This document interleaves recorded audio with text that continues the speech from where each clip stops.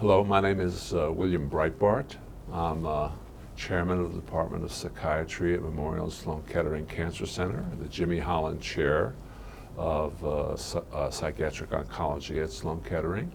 I'm also past president of the International Psycho-Oncology Society and a member of the Council of Past Presidents. We're going to be conducting a series of interviews with the pioneers of psycho-oncology internationally, and we decided that there's no better place to start than to start with the original pioneer of psycho-oncology, Dr. Jimmie Holland, who I have with me today. Dr. Holland is the founding chair of the Department of Psychiatry at Memorial Sloan Kettering Cancer Center, and she's the founder and first president of the International Psycho-Oncology Society. And we're quite privileged to have her join us today and talk about psycho-oncology as a field, how it began, and the International Psycho-Oncology Society in particular. Thanks for being here, Jimmie. Thank you, Bill, for inviting me. I think I'm the oldest living psycho-oncologist on the planet. I believe that is I'm correct. Sure that's true. That is correct. And we thought we should get this video while we can. You got to get it while I'm here. Exactly. Yes, you bet. You bet. So, Jimmie, Yeah. I really appreciate this opportunity to get a chance to talk with you about psycho-oncology in general, how it developed, the international psycho-oncology movement. But I think people who are going to watch this video are also interested in you, Jimmie, as a person, and how you got, how your career developed, what your who your influences were in selecting and choosing not only psychiatry but psycho-oncology as your career interest, and how that all evolved.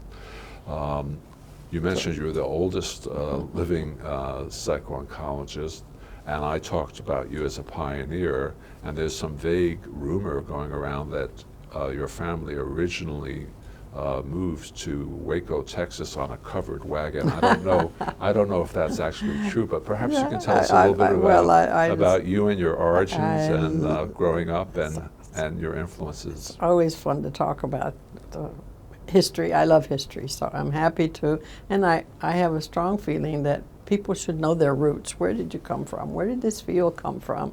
And you come into the field in 2017, you think it's always been this way. Believe me, it hasn't.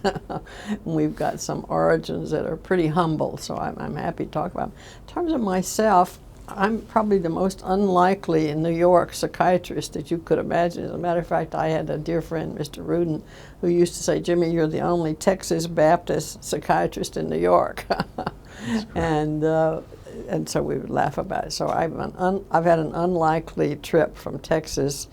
And I grew up in the country on a farm. My dad was a farmer back in the days when cotton was a big product in Texas, in what we call the Bible-toting blackland belt of Texas.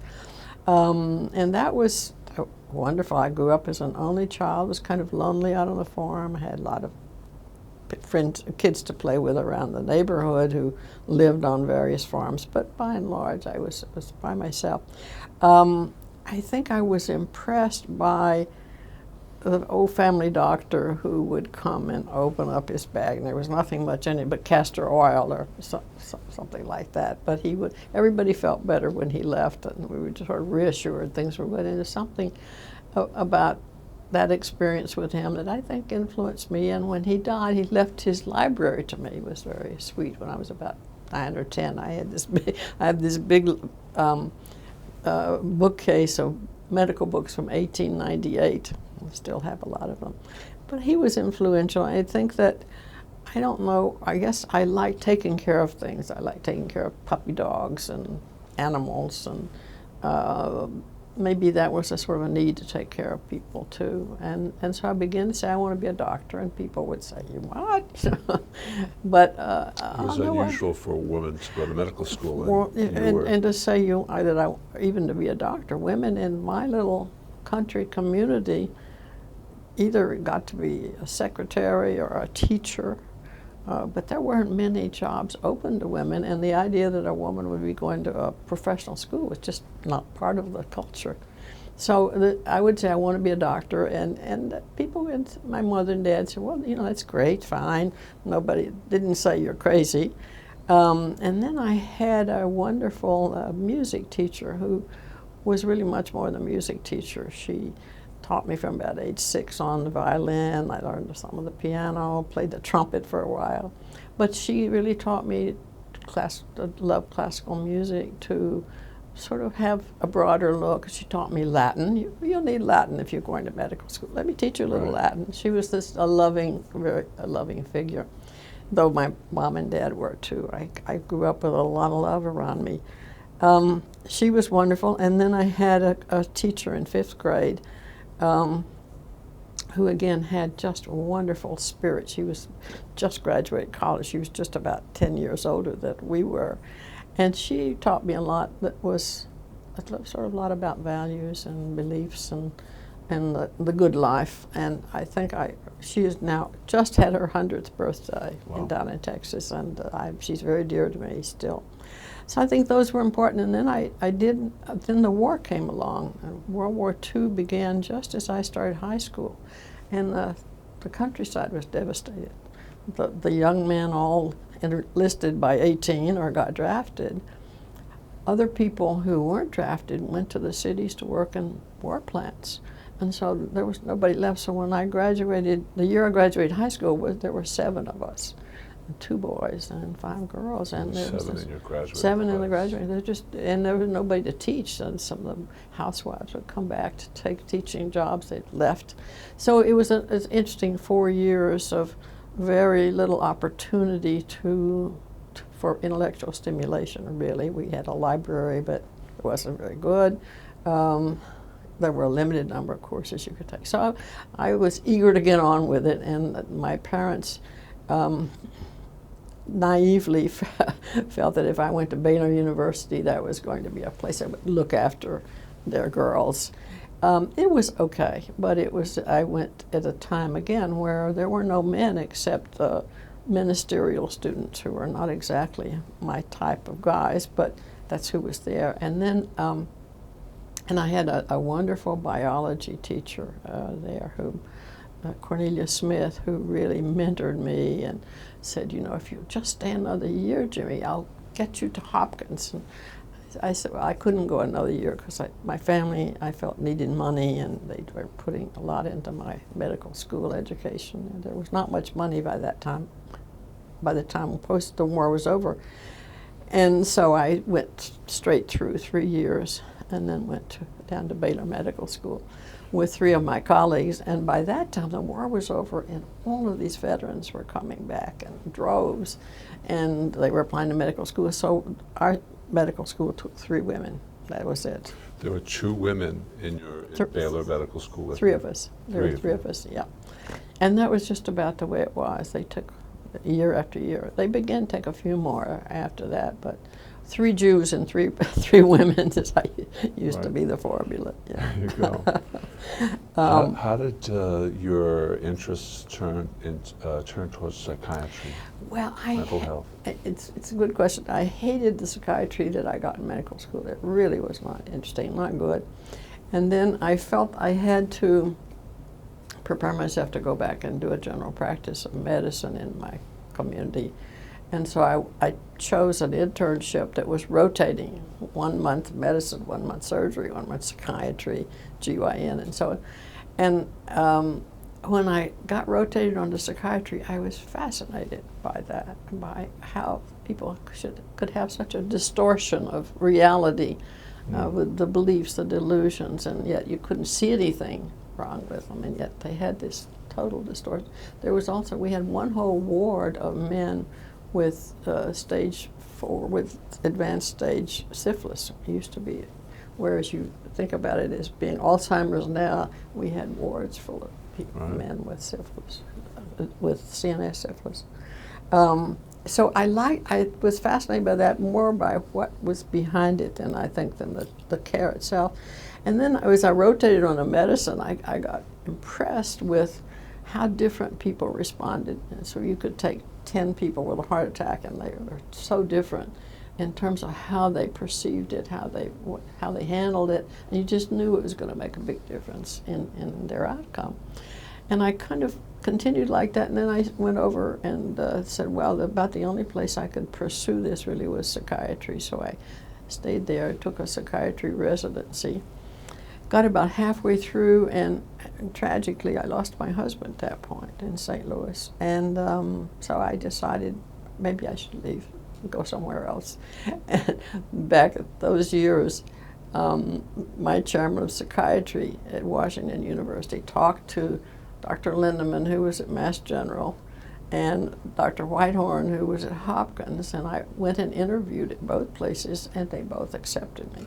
So I was suddenly, it was crossing that Mississippi River coming east was the whole big thing. And I met Jim, my husband, present husband, at about that time, and he said, "Oh, you got to go to Boston. That's the place." Right. So, so that's what I did, and I took the last part of my residency there. I recall that you did your residency at Mass General, yeah. and was Tom Hackett. Tom Hackett was my colleague. Tom and Bob Coates and I were contemporaries the same year, and that was the last year of a polio epidemic. There was a big polio epidemic in Boston. People were dropping like flies with, paralyzed from the neck down. Some of them paralyzed, some of them just frightened and coming to emergency because they're afraid of it. But what happened was we cleared out a whole medical ward and put in 20 iron lungs. And so we were taking care of people who were devastated, but who were also paralyzed and were having to be breathed for. And so I was very interested by that time in how people respond to catastrophic medical illness. How people so we respond studied to catastrophic events that's in life. really, I began to get more and more focused on that.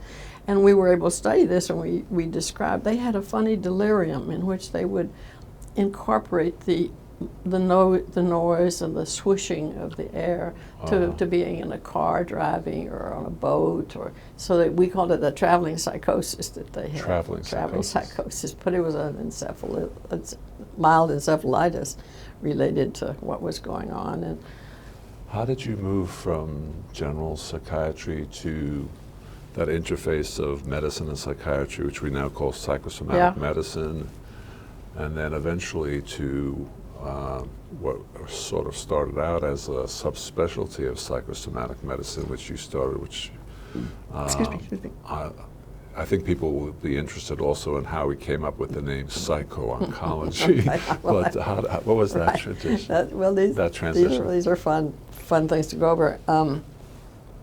Well, serendipity. You have to always leave room for serendipity. I did meet my second husband, who was an early career oncologist doing research in chemotherapy. Right, he was at Roswell Park in Buffalo, and so I moved to Buffalo and really sort of said I'm interested in developing consultation liaison psychiatry for the department, and they were happy because they didn't have any.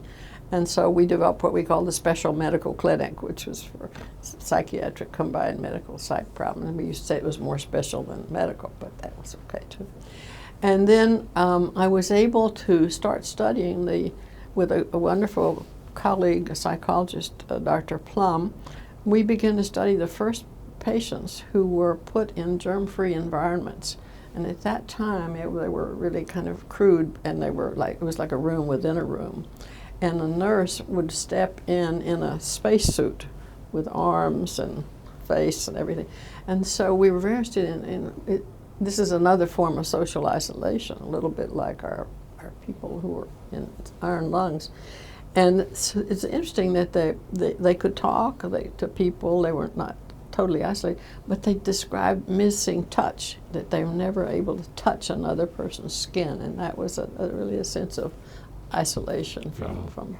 So that was an early study we did, and during that time, Jim was he was the director, the chairman of the first cooperative group in the country for doing cancer chemotherapy research with multiple centers, and it turned out to be quite a good model. They develop a protocol put it in place in 20 different places and come up with answers much quicker. And these were largely phase 3 studies. So I kept saying they would come to our house in Buffalo for dinner because there were not many restaurants around. And the kids would be playing, and I'd listen to them, and I'd say, look, you're looking at the blood and the urine and the feces, but you never ask people, how do you feel about all this? And they'd say, we're too busy. We're trying to save these people. They won't care once we've saved them, once we've cured them. Right. And I'd say, well, damn it all. If we cure them, then their feelings will follow. Feelings will follow. So I said, well, I think you should be asking them how they feel. And one day I'm going to get to this, and I'm going to find out. So I prevailed on Jim as a chair when he had to make the group multidisciplinary. And I said, well, I call it benign nepotism. I said to him, you've got to add a psychiatry committee. And he did, and I chaired it for 20 years. And we were able to tack on sort of the first quality of life questions to add to the, but at that time, the conventional wisdom was that you could not trust people's subjective answers because they were going to be changing, and you just, that's not a valid scientific thing. So it would be the patient, the doctor would ask the patient, how is your pain? The patient says it's 10, and the doctor would write 5 in the chart because he didn't agree.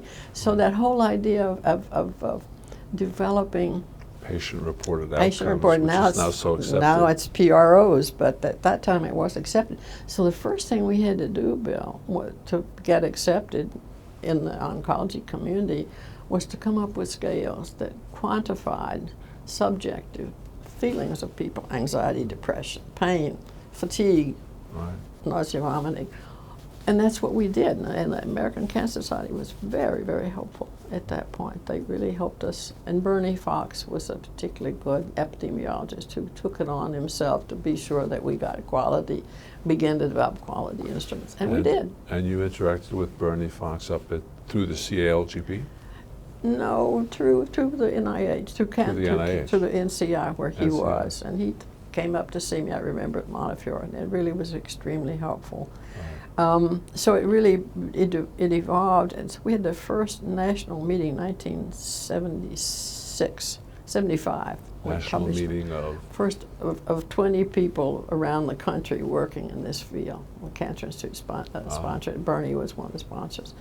And Ruth McCorkle was 75, and their book came out. Ruth was there. It's about the only one left that was there.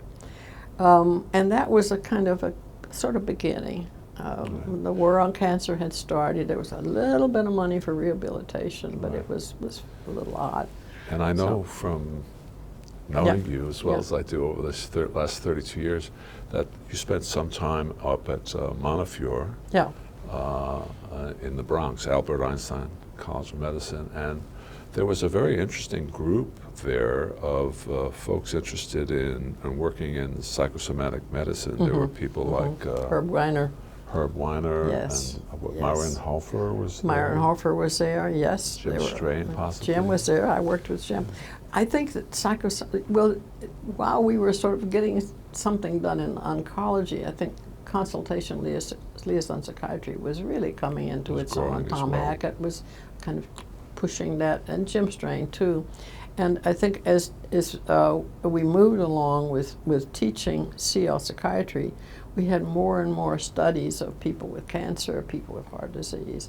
But the first studies that were done right here at Memorial by a couple of people, Dr. Sutherland, who came. Arthur Sutherland was a psychiatrist who came over from Cornell, and they did studies of how do people respond to a radical mastectomy, to a colostomy. I think Morton Bard was part of that group.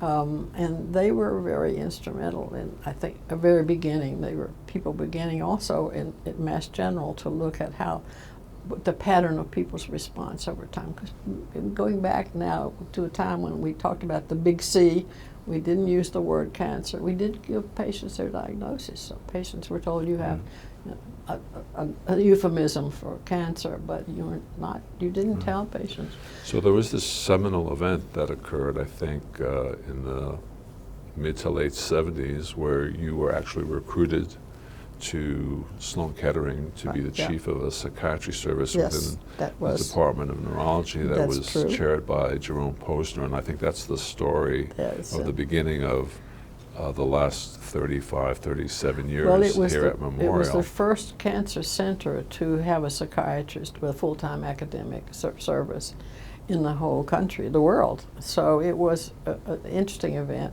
I think they really would have loved to have had Ned Cassom, and I was a second choice. You know, how would you Right. take a woman with 5 kids, for God's sake? Well, they did, Right. because they couldn't get who they wanted, which is not uncommon. Anyway, they started, and we started, and I came from Montefiore with 2 fellows, Dr. Massey being one, Dr. Grzinski being the other. And we started, and we sort of said, you know, we don't know whether these drugs work with people with cancer or not, but let's see. And we began by saying humbly, look, let's see if there's something we can help you with. And we rounded with the oncologists, and they began to refer people with interesting problems that they didn't really want to treat anyway. And so we began to kind of show a niche for ourselves. And we began to be aware that there were other hospitals were not doing this, and we had an obligation to teach. So we began to set up by early 80s through the 80s. About every 2 years we had a national conference. A big national A big conference national. and a It course. got bigger. It was a course, but nobody else was teaching it. And as that kept growing, we began to realize that half the audience was coming from Europe. Right.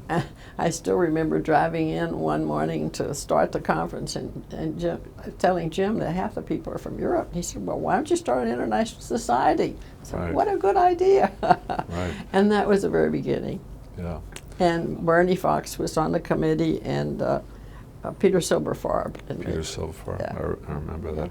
I remember at one of And the Van Damme in Amsterdam. and that's I remember at one of the courses, Christopher Johansson from Denmark saying, "Why is this course only run by folks at Sloan Kettering? Right. Why isn't this international?" Right, yeah, right. Well, he was right on. So I remember when I was training in medicine and psychiatry, and I was searching for a way to integrate both, and I discovered psychosomatic medicine, and then I started to focus on Yeah, working with yeah. cancer patients, and I was searching all around for something to read about cancer and psychiatry, and the only thing I could find were papers that were written by you and Mary Jane, some of them together, some separately. And I wonder, when you were starting the psychiatry service, which eventually grew into a department of psychiatry in '96 and now continues to flourish these last years, who did you read, or who were the influences that you had in terms of developing psycho-oncology? How did you come up with the name? Okay, well, that's important. Yeah. And I understand there were probably other American figures, but I suspect there were international figures as well. There were indeed, very important, and I think that the International Society was terribly important in networking the few of us who were around. And so we began, Margit Chiarchiarto was a wonderful woman from Hamburg. From Germany. Yeah, from Germany, and she was in a wheelchair, but she was incredibly important in those days. And Bernie Fox from this country, Fritz Van Damme, again from Amsterdam. Robert Zitoun was a hematologist from Paris who got more involved as time went on. Leah Bader from Israel was back in those early days. And then there was a strong palliative care movement started in Hungary by Kathleen Uzbek. Uzbek, thank you. She was very important in those early days, and we pulled together a pretty good contingent of people for international meetings, and the first World Congress was in 1992 out in a castle in the country, which Robert Zitoun put together. It was amazing. There were also some Japanese folks, right? Kawano was Professor Kawano. Professor Kawano, yes. Thank you for reminding me. He was gracious and terribly generous in his time. Was We went to, actually, we went to Japan about 3 months after the Kobe earthquake. Right. And that was a very moving event for all of us. So there were these series of courses that were that you organized at Memorial, which then evolved into a World Congress. A network of people. And the first World Congress was that in Bonn? It was in Bonn, yeah. And It was actually, we went to visit one of the early hospice places that was there in Bonn. Again, a religious base. I think Canadians have been important too. I have to say that the effort, and back in those early days, cancer was such a fatal disease that it was very much tied to death and dying, and to thinking and research and workings about how people deal with death and dying. And for example, most people don't know, the first effort to do a psychotherapy with cancer patients was by Feigenberg back in the early 80s in the Karolinska Institute. the Karolinska, yeah. And he was an oncologist, a radiotherapist, and then he decided that nobody was talking to these cancer patients. They were just isolated because the philosophy was you don't talk to people about whether they're dying or not, or the fact that they are, or how are you feeling. You just didn't do it. And he broke over that barrier and used the old psychoanalytic concept that he was had a friend relationship, and he would not share anything from his interaction. He would tell the family, this is confidential, I will not share anything with you, and not with other doctors. So it was the old model, it was a psychoanalytic European model. And he has I have his book on terminal illness, and he did some very interesting early work. We honored him in the society early on. And that's the first book. And then the Karolinska was early on there with some very nice work. So there are pockets from all around the world. So there are folks in Sweden UK, and Japan. the UK was important. UK was important as well. Royal Marsden and David Professor Greer.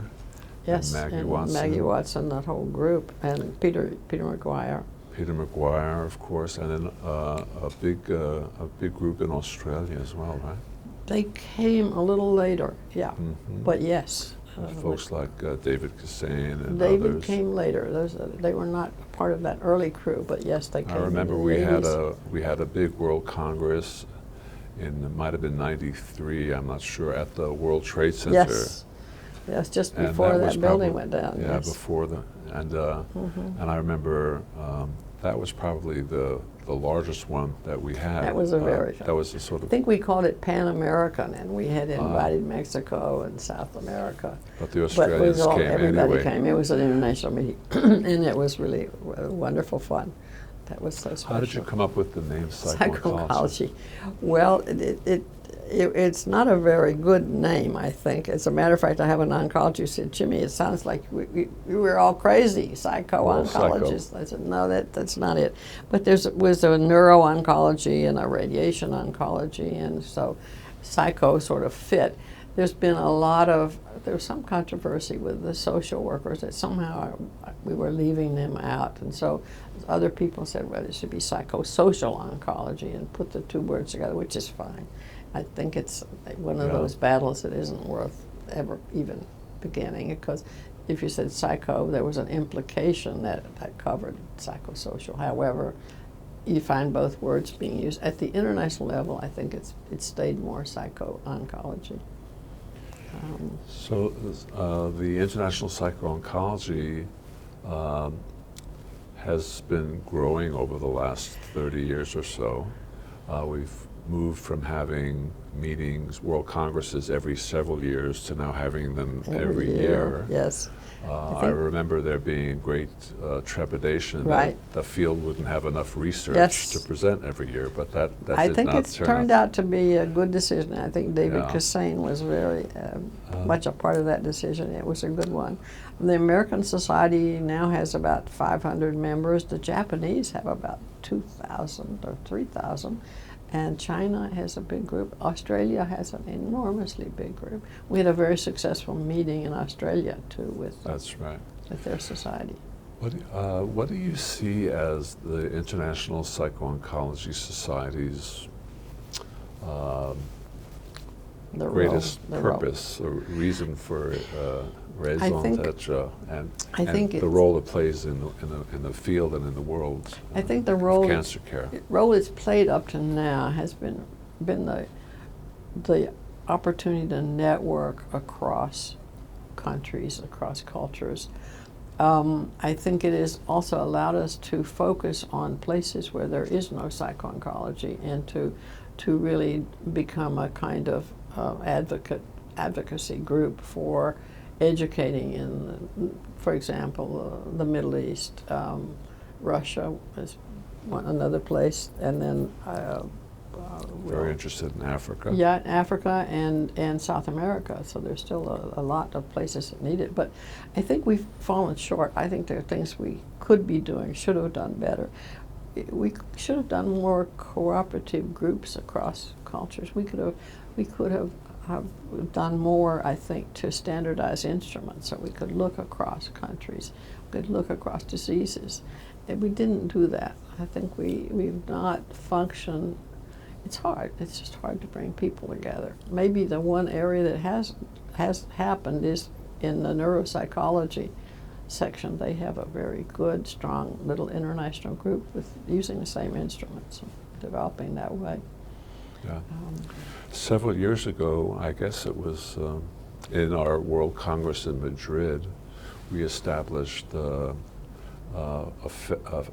International Psycho-Oncology Federation Yes, of yes. national Mhm. psycho-oncology societies, and we started out with a small number of national societies in about a dozen countries. It's now grown quite a bit. How do you see the role of the federation within the International Psycho-Oncology Society? Well, I think that the national societies have outgrown the international society because people are more willing to pay their dues to their own country. Can well understand that. That we did establish the International Journal back in '92, and that's still going, and that's through Wiley. And I think the function of IPOS now is probably primarily the international networking that comes from this meeting once a year, which is really very powerful. And the fact that we can focus on, we've got a big focus in Africa right now to try to bring psycho-oncology to Africa. And to try, for example, there is only one place in all of Africa that you can get a master's degree in psycho-oncology. We want to set up distance learning so people wouldn't have to leave the continent of Africa to learn some of this in healthcare. It doesn't exist there. So that it allows us to focus on some of these places. It's going well with China. I think China's moved very rapidly to pick up in this area. Yeah. So I think what we've seen is this very rapid growth of psycho-oncology in certain areas of the world, and Japan and Asia, and Australia, and North America, Europe, the United States, and I think you're suggesting that what IPOS needs to do is to keep supporting and helping develop psycho-oncology in all these other areas of the world. I think that's our teaching and our training goal. It should be, continue to be. In addition to that, I think we could be more effective in research, in cross-cultural research, than we have been up to now. How to do that? It's not easy, but it needs to be done. I'm thinking about somebody who might be watching this video, who's really starting out their career in psycho-oncology.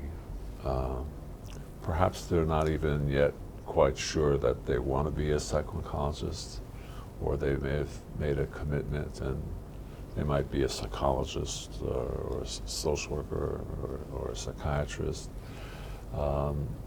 What words of advice or encouragement, well, what wisdom do you think? I think that if you begin to do work in this area, you get absolutely hooked. You get addicted to the work, and you don't see people leave it. I mean, you hear a lot about burnout and resilience these days, but you don't see people leave this field once they get into it. I think the problems are that there still are not funded positions enough to support the level of numbers that we need out there, seeing patients, doing counseling, and we need a bigger research environment. And so it's still such a new and emerging area that I think we are underfunded, we're underappreciated as a piece of the total oncology pie, and it has to be there. I think there is now an acceptance. Yes, we play at the table, we're absolutely equal in research and training and clinical care, but in many places it's still seen as a low on the pecking order of importance and priority. So we made some real advances, I think, and this has been an international too, of clinical practice guidelines. Those have been very useful. Australia, Canada, the US, the UK.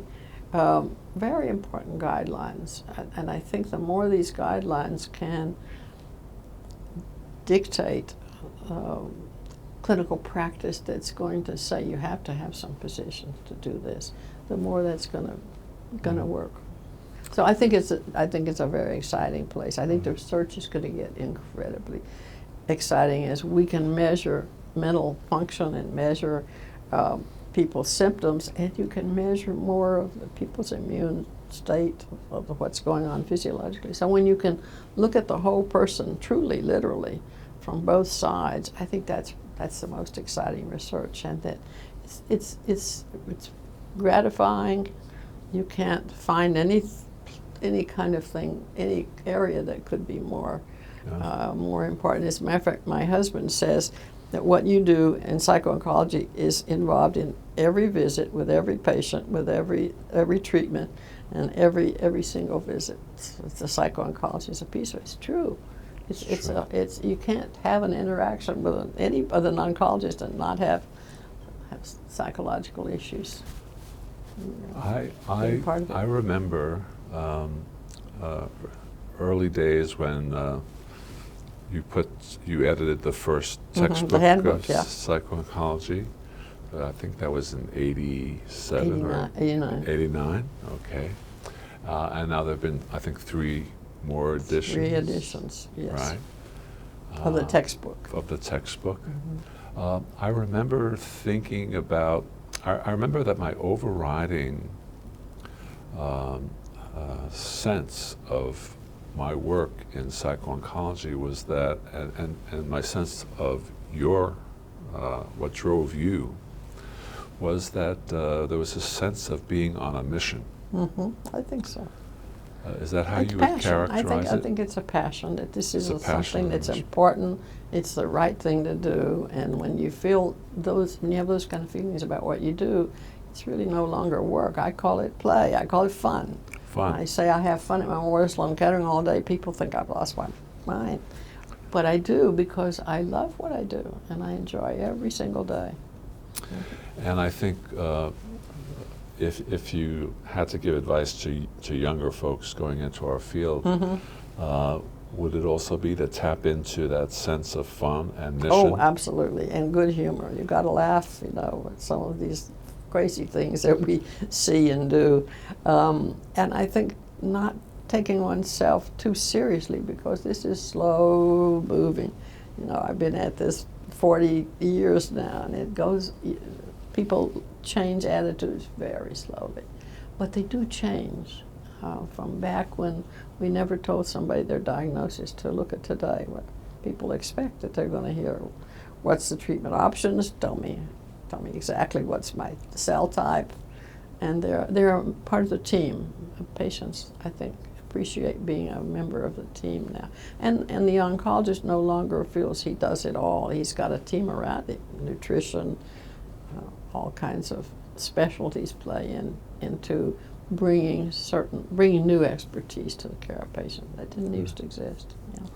Just want to point out also that several of the names that you mentioned, people who are pioneers, the International Psycho-Oncology has honored them with named awards. Yes.